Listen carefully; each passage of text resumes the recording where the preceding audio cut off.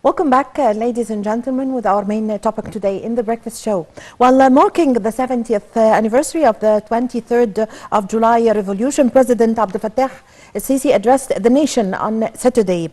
In a televised speech, President el-Sisi said that the revolution changed the life of Egypt and the whole region. The head of state also said that the flags of freedom and independence rose above most of the Arab and African countries following the revolution. Well, to shed more light on the importance of the 23rd of July revolution and on the address by President Abdel Fattah el-Sisi, we have the pleasure to have with us over the phone Dr. Hassan Wageeh, Professor of International Relations. Good morning, sir. Good morning to you. Well, sir, we'd like first to shed light on the address to the nation by President Abdel Fattah el-Sisi on this occasion. As the President said that the 23rd of July revolution symbolizes the first republic, and that now Egypt is going to establishing the new republic, and that the Egyptians are now on the right track to establishing the new republic. What's your comment? Yes, actually, it is the long and winding road. The same challenges met a long time ago in the First Republic is still, it is a continuous effort to be conducted by Egyptian leadership and Egyptian people because the challenge is almost the same with the changing of names. Also, the six principles of the revolution is still there. We have to follow and we have to apply them. We have to crystallize, operationalize these principles.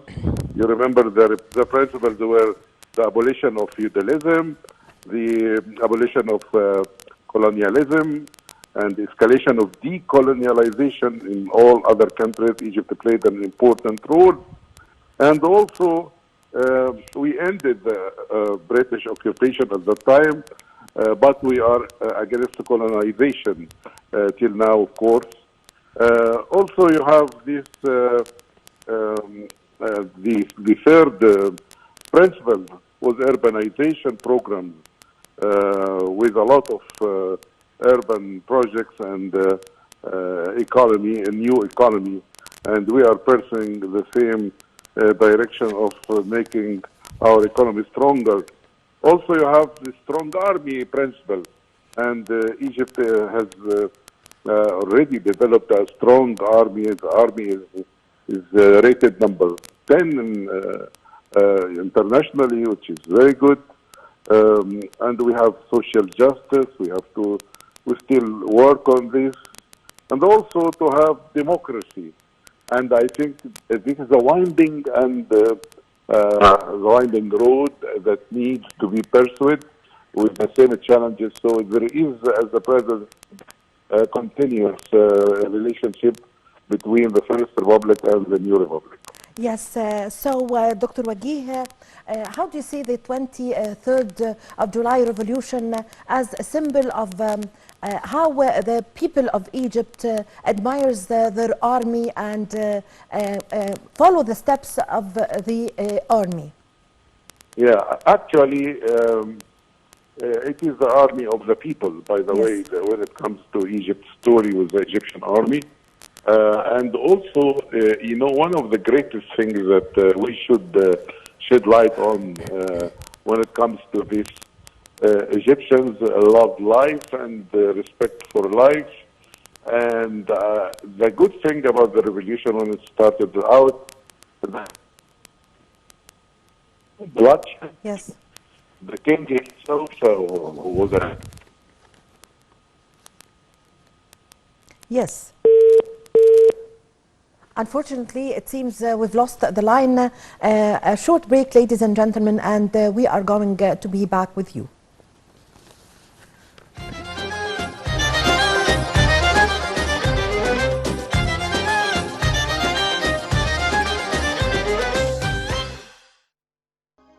The tomb is composed of two chambers. One of them is a hall that precedes the chapel. It's relieved with scenes representing Petosaris himself. Then there is a chapel which he consecrated to his father Seshu and his brother Jet Hut Iu Efanch. The scenes are a wonderful mix between the traditional Egyptian scenes and the Greek bodies and clothes. A mix that was never seen anywhere else in that way.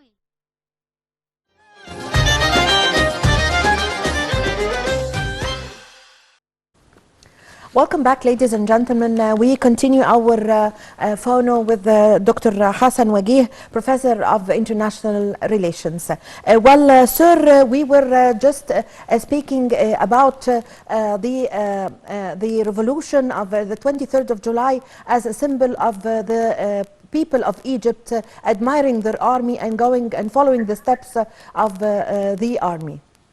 Yes, we said that it was called during that time the White Revolution because Egyptians, all Egyptians were keen, the army and the people were keen not to have bloodshed, which is very good page in our history when it comes to this. So this is one of the most important elements that really we have to cherish this because it's supposed to be good in writing history. Yes, Doctor, could you give us an idea about how were the life of the Egyptians and the situation in Egypt before the day of the revolution of the 23rd of July revolution? Actually, yes, there is feudalism. You know, the sixth principle that we have already discussed a few minutes ago. Opposite of that was happening, especially when it comes to feudal system. You have this feudal system, you have colonialization, which is Egyptians really struggled a lot throughout history of the British occupation to Egypt. And the Egyptians felt the humiliation, national humiliation.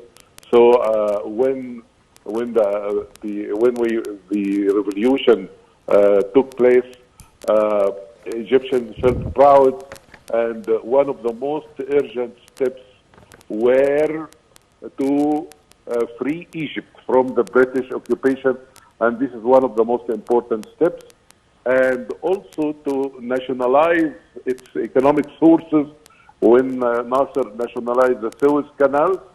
And he did that to build the high dam. We should be very proud of the high dam these days. And, long time ago, it saved Egypt from a lot of trouble. And I think these are the great achievements of Egypt. Egypt was really courageous to confront, to assert its sovereignty and defend its borders, especially in 1956 crisis, and Egypt came out victorious of this crisis. We nationalized the Suez Canal, we built the high dam, and Arab nationalism were triggered. A great movement all over the world about decolonization that took place, especially in the African nations. All African nations really considered Nasser as a great figure. And you remember Mandela, of the famous leader of Africa, Nelson Mandela.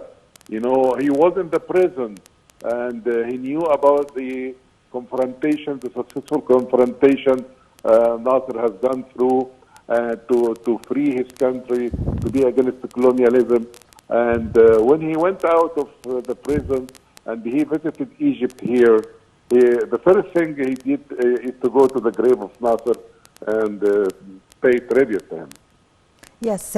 Doctor, what were the main circumstances that led to the revolution of the 23rd of July? What was the Egyptians suffering from, and what was this accumulations of several years of suffering before the revolution?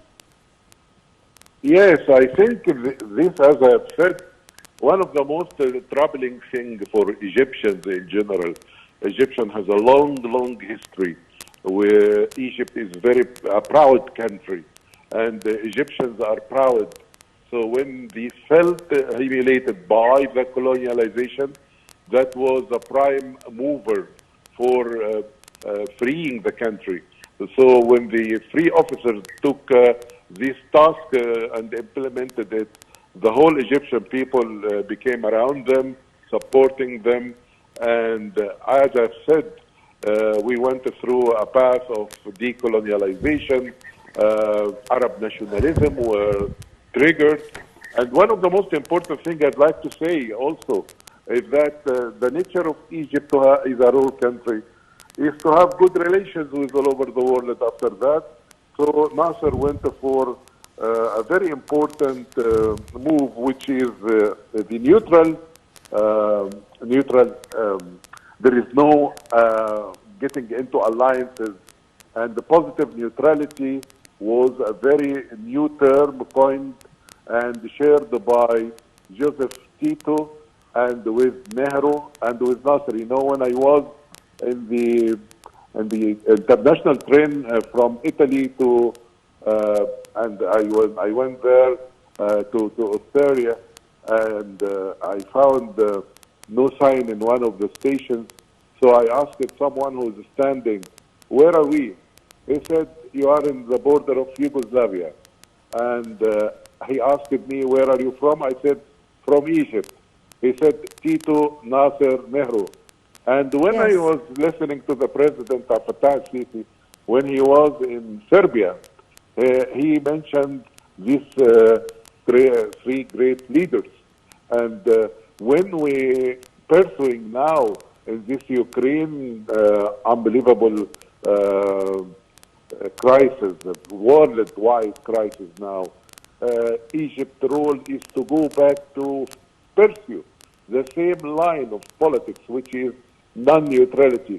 We would like to have relationship with the Russians, the Chinese, as well as the United States and all the parties of the world for the interest of the Egyptian people and the Egyptian economy.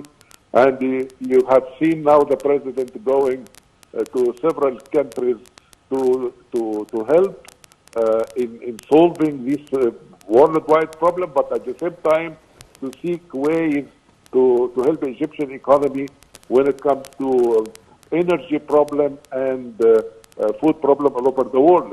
So I think the move of the president should be cherished in that direction. Yes. Doctor, how did the Egyptians receive the step or the revolution by the army officers in Egypt in the day of the 23rd of July of the revolution?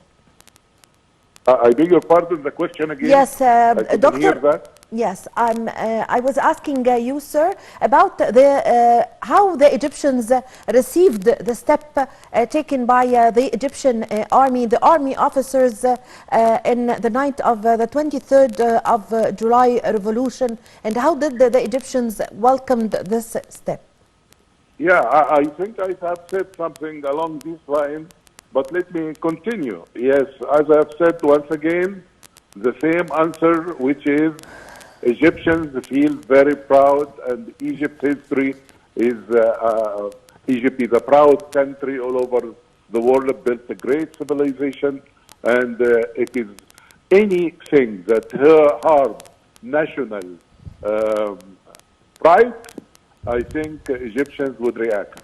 This is why they reacted by supporting the revolution and supporting the move of the free officers, because there was a very good decisive move towards healing national humility felt by the British occupation.